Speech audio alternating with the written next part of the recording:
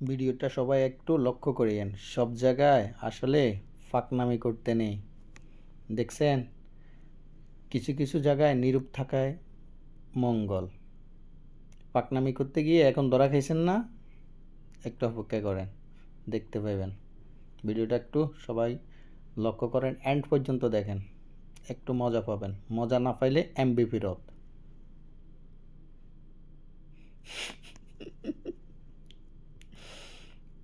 আল্লাহ, অসাধারণ, রিয়েলি ভালোই লাগলো ভিডিওটা।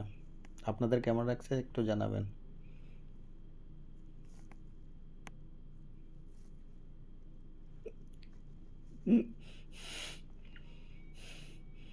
আল্লাহ।